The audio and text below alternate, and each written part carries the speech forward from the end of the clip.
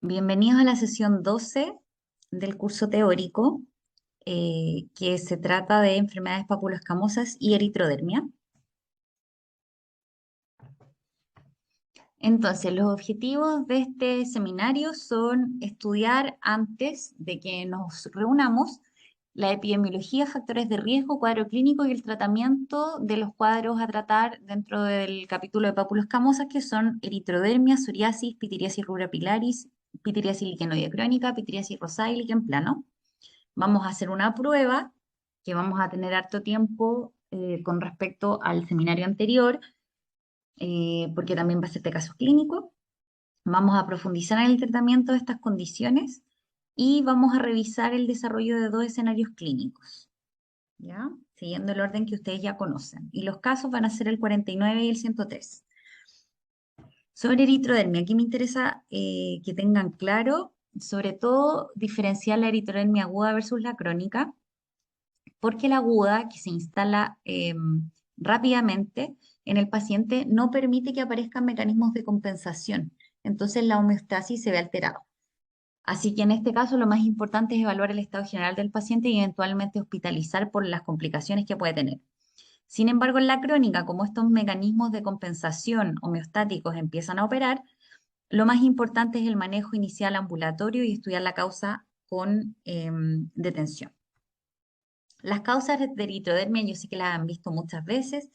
En general uno las separa entre la epidemiología más frecuente entre adultos y niños, sabiendo que muchas de las causas de adultos también se pueden ver en niños. Acá en la tabla yo les pongo estas que son más específicas de la de infantil.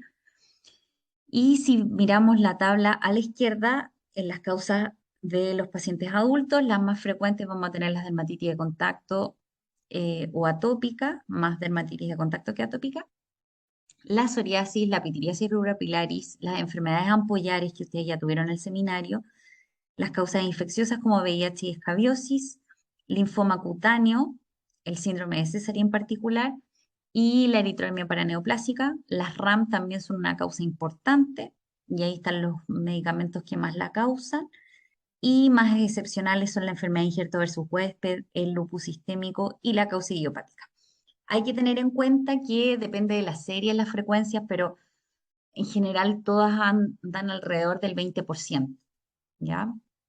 En RAM se describe entre el 10 y el 35%, psoriasis alrededor del 20%, dermatitis también. Entonces, depende de la serie, la frecuencia. Y en cuanto a la causa neoplásica, que en general agrupa linfoma cutáneo y paraneoplásico, es de alrededor de un 8 o 10%. Y en la columna de la derecha ven las causas más específicas de niños, entre las cuales están la más frecuente la dermatitis atópica y la seborreica, el síndrome de piel escaldada y los síndromes tipo ictiosiformes o las inmunodeficiencias. También hay que tener en cuenta que la acrodermatitis enteropática también es una causa y la mastocitosis cutánea. También tenemos la causa idiopática en niños. Bueno, en cuanto a psoriasis, ustedes ya saben de su seminario anterior en el módulo 1 que la psoriasis es una enfermedad inflamatoria crónica, que la prevalencia mundial es alrededor del 2%, afecta por igual a hombres y mujeres. En general, depende de la serie también, pero nosotros sabemos que afecta a hombres igual que a mujeres y tiene una presentación bimodal en edad. Los factores de riesgo, el más importante es la genética y como factores de riesgo slash gatillantes tenemos los traumas cutáneos, las infecciones especialmente por Streptococcus, el tabaquismo, el consumo de alcohol, el uso de algunos fármacos como el litio y el estrés. Y la clínica en general de la vulgar, que es la más frecuente, son placas eritematoidescamativas gruesas, bastante características, pero sabemos que hay distintos fenotipos. Por ejemplo, los sitios típicos son los codos, las rodillas y la zona lumbar, pero en ciertos sitios tienen una morfología más particular, como en el cuero cabelludo, que a veces no son placas propiamente tal, sino que más bien caspa. En los pliegues, las placas son más húmedas, no tan descamativas. Las uñas tienen sus hallazgos en particular y en palmo plantar se manifiesta como hiperkeratosis. ¿ya? Además que como estos sitios especiales, así como tienen manifestación, una manifestación clínica distinta a la vulgar, también tienen un tratamiento especial. Y también tenemos las formas especiales que son la gutata, la pustular y la eritrodérmica. Entonces, en el paciente con psoriasis es muy importante evaluar el prurito porque aparte de la parte estética de tener placas, que eso genera un gran sufrimiento a los pacientes, el prurito es muy invalidante. Entonces, a veces hay pacientes que tienen muchas placas, pero no les pican mucho, entonces en general se desenvuelven bien. Y pacientes que tienen muy pocas placas, pero tienen mucho prurito y necesitan manejo. Después, súper conocida la asociación con factores de riesgo cardiovascular, así que hay que pesquisarlos, hay que tratar de manejarlos porque la psoriasis es un factor de riesgo independiente cardiovascular. La artritis, el 30% de los pacientes lo va a tener. La mayoría de los pacientes parten con las lesiones cutáneas y después presentan la artritis. Y ojo que correlaciona con la psoriasis mundial. Y finalmente hay que pesquisar los síntomas ansiosos y depresivos que son muy frecuentes, más ansiosos que depresivos, pero pueden haber de ambos tipos.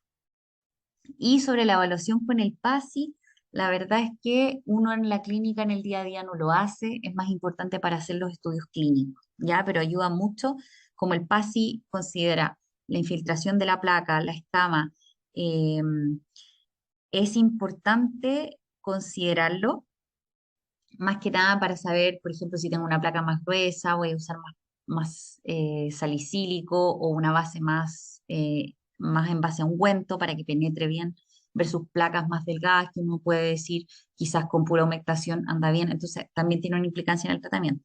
Y por supuesto, la superficie cutánea. Entonces, cuando tenemos una superficie cutánea comprometida de menos de 3-5%, que ese es como el punto de corte tradicional, eh, el tratamiento va a ser tópico simplemente y tienen que saber que el calcipotriol con betametasona, esa combinación una vez al día, es la que tiene la mejor evidencia para el tratamiento de psoriasis con las mayores tasas de respuesta y de mantención. También se pueden usar otros corticoides asociados a ácido salicílico, por ejemplo, en la base que se necesite, si son las placas del cuerpo, es importante que sea una base, ojalá más del espectro de los ungüentos, como la cold cream, y si van a usarlo en cuero cabelludo, ojalá sea una base fluida, pero también a base de aceite, para que también tenga una buena penetración. Entonces ahí yo recomiendo sobre todo el aceite capilar y la vaselina líquida. Y no olvidar que también tenemos los alquitranes, que no aparecen mucho en la literatura, porque tienen este potencial teratogénico cuando son usados a gran escala. Igual está demostrado que si se usan a nivel individual por cortos periodos de tiempo, no tienen un efecto en aumentar las neoplasias. Así que van a ver, sobre todo cuando pasen conmigo, que yo utilizo mucho el licor carbónico detergente al 5% o los champús con alquitrán de hulla. Y lo más importante es que siempre los pacientes tienen que usar humectante. Da lo mismo si están con un biológico, pero siempre tienen que usar un humectante. Cuando pasamos del 5% compromiso corporal y nos acercamos ya al 7, incluso al 10, el punto de corte entre psoriasis leve y moderada severa va variando, pero más o menos esos son los puntos de corte, podemos empezar a pensar en tratamientos sistémicos. Y el primer tratamiento sistémico del que les voy a hablar es la fototerapia. Es muy antigua, es muy conocida. Y en cuanto a cuál modalidad, la Narrowband UVB es una buena opción en general de partida y en placas delgadas y para combinar incluso con metotrexato o retinoides. ¿Por qué elegimos Narrowband UVB? Por su perfil de seguridad, porque se conoce el potencial carcinogénico de la púa, pero en Narrowband UVB no está establecido. ¿Y cuándo voy a preferir la púa? Si es que no respondió el paciente a Narrowband UVB o si las placas son gruesas. ¿Ya? Y esto también se puede combinar con retinoides en la modalidad llamada repúa. Ahora, no es relevante si el paciente está 2 o 3 veces a la semana, ¿ya? No, no importa la frecuencia, lo que importa es el total de sesiones, ¿ya? Y siempre yo les recomiendo que pregunten al paciente antes si ha, o sea, si ha usado antes este tratamiento y cuál fue su experiencia. puesto que muchos pacientes tienen malas experiencias asociadas, tuvieron eritema, tuvieron quemadura, tuvieron falta de respuesta. Entonces es bueno conocer la impresión del paciente sobre terapias previas. El gran problema de la fototerapia, pese a que es segura, es que el paciente tiene que asistir 2 a 3 veces por semana y eso es muy incompatible con la mayoría de los trabajos y colegios de los niños. Y hay que advertir al paciente que la radiación de los tubos no es la mejor alrededor de los tobillos, así que siempre es una zona que no responde tanto. Ahora, en cuanto al metotrexato, es el agente inmunomodulador por excelencia, porque es muy conocido, muy fácil de usar. Hay que hacer sí el estudio previo, la administración de las vacunas, las dosis de prueba y el control con exámenes, según lo que ustedes aprendieron en el seminario correspondiente, y la dosis óptima entre 15 y 20 miligramos por semana. ¿Ya? Hay que recordarle a los pacientes que no van a haber cambio antes de los 2 meses, así que para que bajen las expectativas. Un tip para que no les dé tanta intolerancia gástrica es tomar la dosis diaria fraccionada. Por ejemplo, si tienen que tomar 6 comprimidos, tomar 3 en la mañana y 3 en la noche. Y lo otro es tomar café o comer chocolate negro 50% cacao, que puede ser al mismo tiempo o una hora antes de la dosis de metotrexato. Ahora, en cuanto a la ciclosporina, es más costosa, tiene más efectos adversos, pero actúa rápido. Así que la vamos a preferir en caso de brotes agudos o eritrodermia, porque vamos a querer su acción de disminuir rápido la inflamación aguda. También hay que realizar el estudio previo, administrar las vacunas y hacer los ajustes según la creatinina. Y lo mejor siempre es partir con la dosis máxima, que es 5 miligramos kilo día, y después ir bajando, porque siempre se cita que la dosis es entre 3 y 5 miligramos por kilo día. Lo mejor es partir tirándose al extremo del intervalo mayor y después ir bajando. Ahora, brevemente sobre los biológicos. En Estados Unidos se usa mucho. En nuestro medio, la indicación tradicional es que se indiquen después de que no hay respuesta o no se puedan usar al menos 2 inmunosupresores. Las clases son los anti-TNF, los inhibidores de interleuquina 2 y 23, los inhibidores de interleuquina 17 y los inhibidores de interleuquina 23. ¿Ya? ¿Qué es lo que necesitan saber? Todos son subcutáneos excepto el infliximab, que es de los más antiguos de los anti-TNF. Y esto tiene una importancia con la cobertura de las aseguradoras privados, porque en general las ISAPRES cubren los medicamentos de alto costo cuando se administran hospitalizados. Y eso es el infliximab. En cambio, cuando dejamos algún biológico subcutáneo, en general las ISAPRES no lo cubren. Pero obviamente tiene la ventaja de ser subcutáneo, es que es mucho más fácil para los pacientes administrarlo porque lo pueden hacer ellos en la casa, versus estarse hospitalizando o estar en observación por 6 horas. Casi todos los biológicos tienen un muy buen perfil de seguridad, entonces siempre dicen que pueden generar infecciones de las vías respiratorias altas o que pueden generar neoplasias, pero esos casos son anecdóticos, así que en general el perfil de seguridad es muy bueno. Los anti-TNF están contraindicados en caso de tuberculosis activa, insuficiencia cardíaca congestiva, hepatitis B y enfermedades desmielinizantes, pero los otros en general sus efectos adversos son excepcionales. Los más comunes dentro de los efectos adversos son las infecciones respiratorias altas, que en general son benignas, y la reacción en el ciclo de inyección. Sobre el infliximab, les quería comentar que su inicio de acción es muy rápido, en 1 a 2 semanas, y el pic es a las 8 semanas, así que es útil en eritrodermia.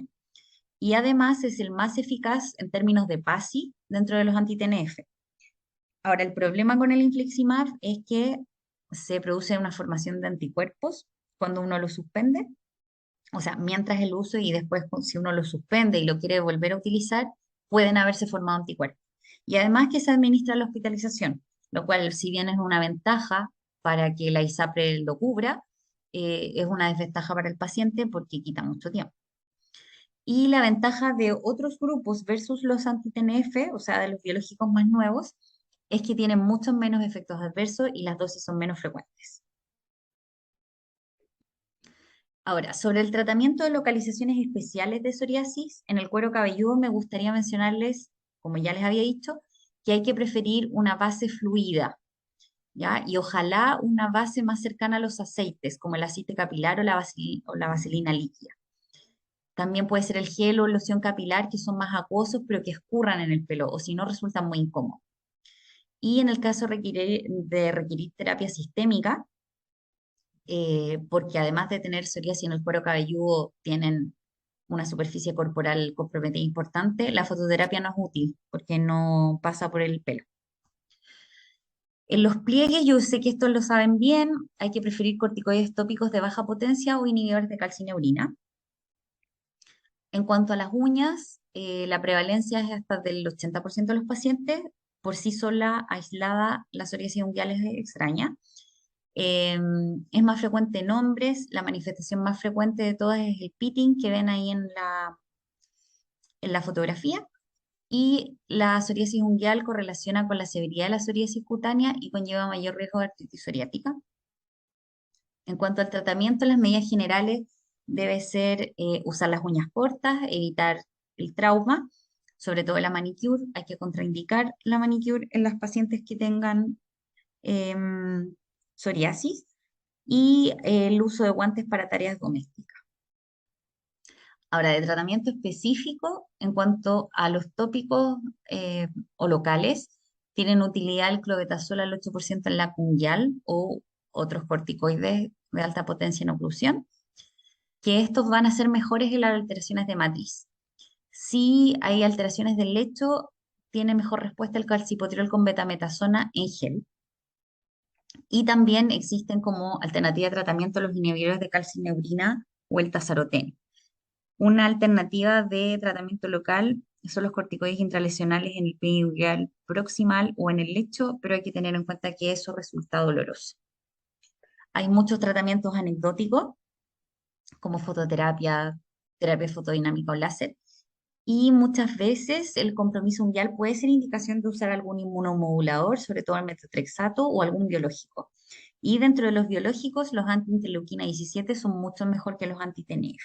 El infliximab es el que tiene peor respuesta en uñas. En cuanto a la psoriasis palmoplantar, la verdad es que se trata igual que la psoriasis cutánea, pero en este caso existen equipos de fototerapia localizada que puede ser solo para pies y manos y se usa con soraleno tópico, ¿ya? En el caso de la pustular de palmas y plantas, lo ideal es ver también si es que es localizada o generalizada. Si tenemos una psoriasis pustular generalizada, lo más efectivo es usar acitretin, pero lo más rápido es usar ciclosporina. Y el metotrexato ya es como más de segunda línea versus estos otros agentes. Cuando es aguda, severa, también se puede usar infliximab. Y en el caso de la psoriasis pustular localizada, se pueden usar corticoides tópicos, calcipotrieno con betametasona o púa tópica, que era lo que les contaba en la diapositiva anterior. Y como sistémicos, ojalá preferir acitetin o ciclosporina. Son mucho mejor que metotrexato. Y por supuesto, los biológicos también son una buena alternativa. En esta foto, en estas fotos a la derecha, les muestro un paciente que vi yo cuando era becada, que tenía acrodermatitis continua de alopo.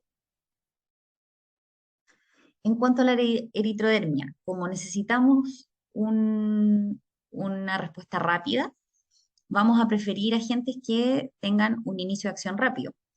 Ojalá ciclosporina o infliximab. Y en la mantención, cuando la eritrodermia ya está estabilizada y ha bajado el compromiso cutáneo, se puede usar cualquiera de las alternativas ya descritas para la psoriasis severa. Ahora, en poblaciones especiales, en cuanto a los niños y adolescentes, hay que tener en cuenta que es menos frecuente que en adultos. Aquí sí habría una diferencia por sexo, es más frecuente en las niñas, y en los niños siempre el subtipo más frecuente es la vulgar. La gutata es el segundo tipo, ¿ya? Suelen tener placas más pequeñas y delgadas que los adultos, como se fijan en la fotografía. Tienen más compromiso facial y flexural que los adultos, que también lo ven ahí en la imagen, y suelen iniciar en el cuero cabelludo. ¿Y qué hay que tener en cuenta? Principalmente qué medicamentos se pueden usar por la edad. Los corticoides tópicos de alta potencia hay que tener cuidado, ojalá preferir los de mediana potencia, y hay que tener en cuenta que los derivados de vitamina D y el tacrolimus se pueden usar desde los 2 años. Y en cuanto a los sistémicos, se pueden usar fototerapia, metotrexato, ciclosporina y retinoides, y hay que tener en cuenta aquí los efectos adversos de cada uno. Y en cuanto a los biológicos, el que tiene mayor evidencia es el etanercept, pero se están usando cada vez más otros anti-TNF y otros biológicos de otra familia.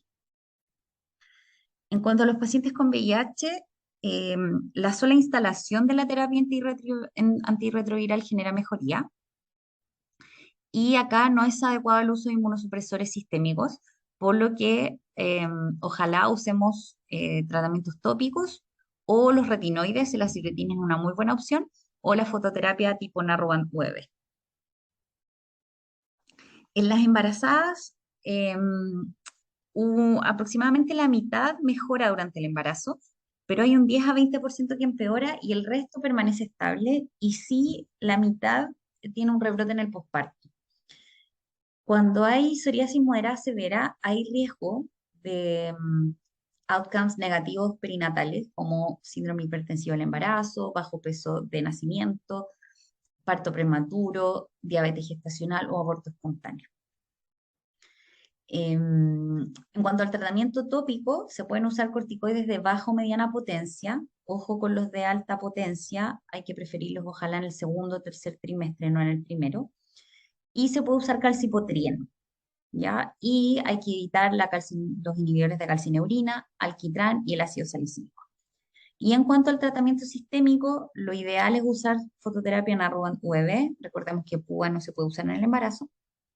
Se puede usar ciclosporina, ojalá en el segundo trimestre, no antes. Y en cuanto a los biológicos, se han usado varios. El que tiene mayor respaldo en guías clínicas es el certolizumab pegol. Y en cuanto al tratamiento de la psoriasis pustular del embarazo o impetigo petiforme también llamado, se puede usar ciclosporina, corticoides sistémicos o infliximab. Y esta es una condición de alto riesgo para la madre y el feto, así que hay que ser agresivos en el tratamiento. Ahora, en cuanto a los pacientes con insuficiencia renal o trasplante renal, no pueden usar ciclosporina y en la insuficiencia renal terminal no se puede usar metotrexato. ¿Ya? Una buena opción es la fototerapia Narrowband UV, pero no se puede usar PUA porque en general los trasplantados usan ciclosporina, entonces no puede usar fototerapia con suraleno y también se puede usar biológicos, ¿ya? Y siempre les sugiero discutir su alternativa de tratamiento con el nefrólogo. En cuanto a los pacientes con insuficiencia hepática, no se puede usar metotrexato ni PUA, así que se podría usar ciclosporina y Narrowband UV, pero de todas maneras siempre hay que ponerse de acuerdo con el gastroenterólogo tratante. Bien, pasando a otra patología que es la pitiriasis rubra pilaris, ustedes la conocen bien. La forma clásica consiste en placas eritemato anaranjadas con realce folicular que dejan islotes de piel sana y que tiene una progresión craneocaudal asociada a una queratodermia palmoplantar anaranjada.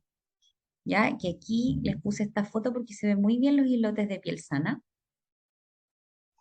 Y la forma típica es una hiperkeratosis perifolicular que les voy a mostrar en la siguiente imagen, que si se fijan acá se ve muy bien la hiperkeratosis perifolicular, cómo inicia y que después forma estas placas, que acá se ven mejor, que tienen este realce folicular y que luego llegan a formar estas placas hiperqueratósicas que en realidad eritema no tienen mucho.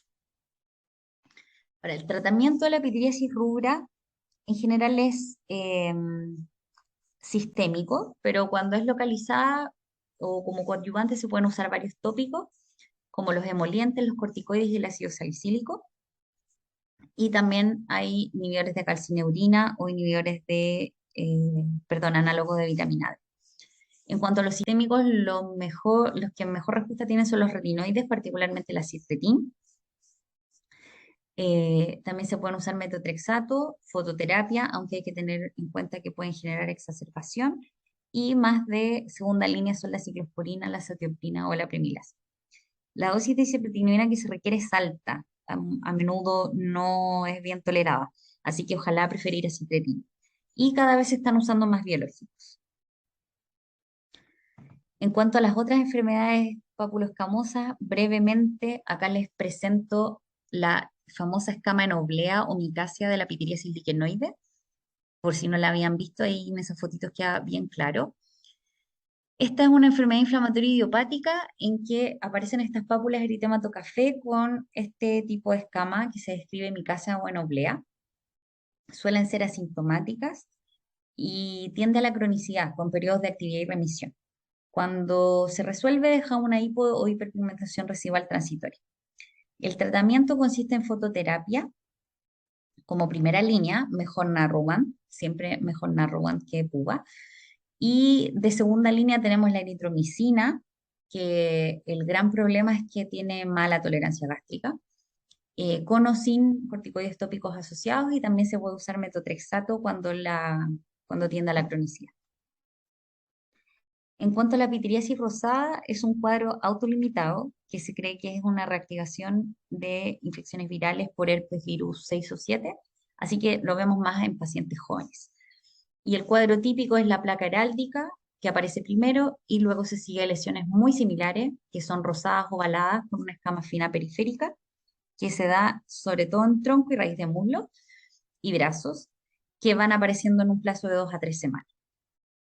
¿Qué tips hay que tener en cuenta con la pitiriasis rosada? Que en el embarazo hay estudios que muestran que se asociaría a muerte fetal y aborto espontáneo cuando em, aparecen en embarazadas de primer trimestre.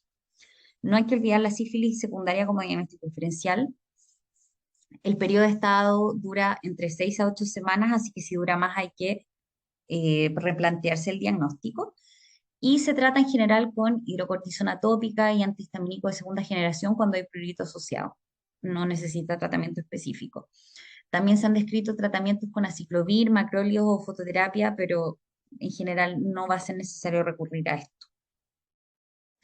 Y finalmente, en cuanto al líquen plano, eh, también está en el grupo de las pápulas escamosas porque el cuadro cutáneo eh, es diagnóstico diferencial de pápulas escamosas, pero hay que recordar que el líquen plano también afecta otros sitios, que son las mucosas, las uñas y el pelo, y que aquí tiene tratamiento particular y tiene una evolución muy distinta del líquen plano cutáneo. Y también, que es importante sobre el líquen plano, que el líquen plano verdadero es idiopático. Hay que reconocer las reacciones que son liquenoides, o sea, que si se parecen al líquen plano, eh, en piel y en la mucosa oral. Entonces, cuando alguien habla de liquenoides, se está refiriendo a un concepto histopatológico. Entonces ahí, como les puse en la notita, las dermatosis liquenoides comparten un patrón histológico que está caracterizado por la dermatitis de interfase con infiltrado linfocitario en banda, ¿ya? Y esto secundariamente presenta una incontinencia pigmentaria, que es la que uno va a encontrar después en la clínica, que es esta hiperpigmentación intensa que deja las lesiones cuando la inflamación pasa. Las reacciones liquenoides cutáneas son la mayoría por fármacos, con una latencia de meses a años, incluso pueden ser 2 años, y los fármacos más frecuentemente implicados son los beta bloqueadores, los inhibidores de ECA, las tiazidas y el captopril. Hay que tener en cuenta que estas lesiones son menos pruriginosas que las del líquen plano, no tienen estrellas de Wickham, son unilaterales, son asimétricas y se presentan en zonas fotoexpuestas sin compromiso mucoso. Y en la histopatología, aparte del infiltrado liquenoide, pueden tener eosinófilos. Y en cuanto a la reacción liquenoide oral, esta es secundaria a amalgamas en su mayoría o otros contactantes y se parece al líquen plano oral. Acá en la tabla que tienen a la izquierda está descrito como el prototipo de las reacciones liquenoides es el líquen plano, con sus variantes clínicas, pero que también tenemos las otras dermatosis, que a veces se llaman líquen, a veces no, y que comparten esta histopatología, pero que en la clínica van variando. Bien, en cuanto al líquen plano cutáneo, como les decía, esta sí presenta pápulas eritematoviolaceas poligonales con una escama fina, por eso pertenece al grupo de las pápulas camosas, y son aplanadas y pruriginosas. Se dan sobre todo en muñecas y tobillos. Y dentro del líquen planocutáneo hay muchos tipos clínicos, aparte del clásico, como el hipertrófico, el inverso y otros. Tienen las estrías de Wickham en la dermatoscopía, que es una traducción clínica de la hipergranulosis. Y hay que tener en cuenta que la enfermedad cutánea remite en 1 a 2 años, excepto el hipertrófico. Y en los otros sitios, o sea, mucosas, uñas, pelo, tienden a la cronicidad y son muy difíciles de tratar. En el líquen planocutáneo hay que investigar la confección con virus hepatitis C.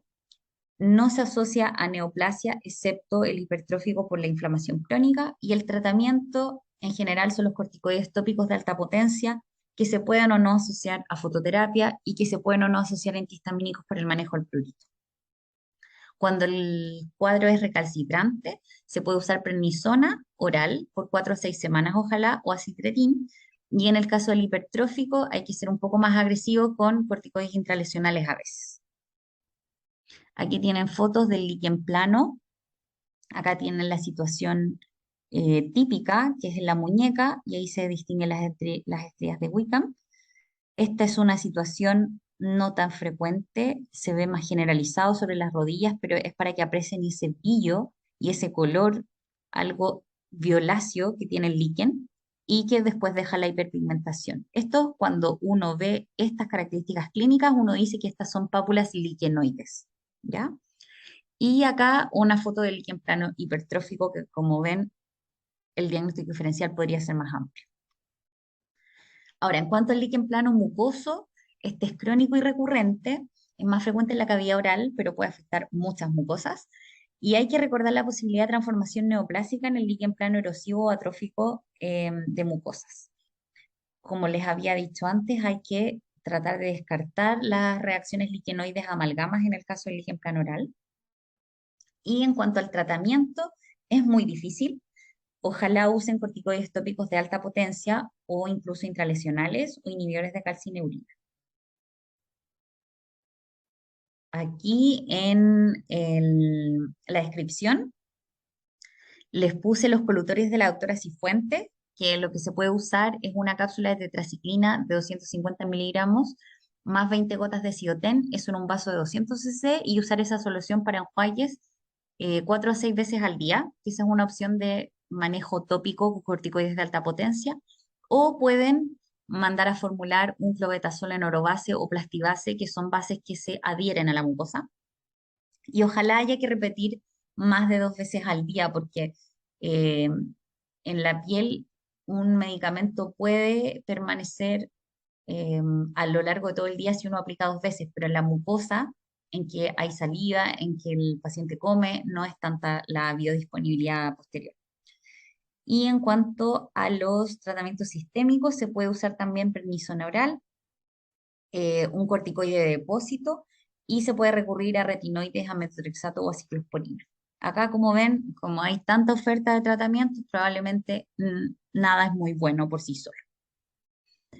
En cuanto al líquen planunguial, más o menos lo mismo que parece que veíamos en la psoriasis, aislado es poco frecuente.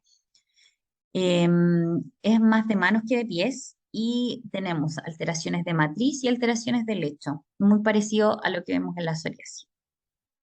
Acá en las alteraciones de la matriz predominan las estrías longitudinales con onicorexis, que se denomina onicorexis, que puede llegar a la traqueonitis, ¿ya?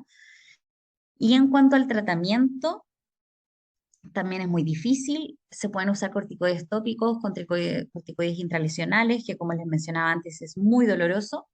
Y también se pueden usar tacrolimus, tazaroteno y púa tópica.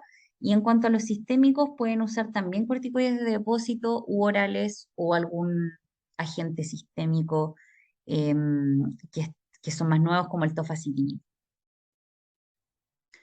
Y en cuanto al líquen plano pilar, hay múltiples tipos clínicos. El clásico es este que va desde la hiperkeratosis perifolicular y el eritema hasta una tricodinia, hasta una placa cicatricial, en verdad es bastante polimorfo, la alopecia filosante frontal, la alopecia en patrón de distribución y el síndrome de Graham-Little Picard-Lazur, que son los distintos fenotipos clínicos.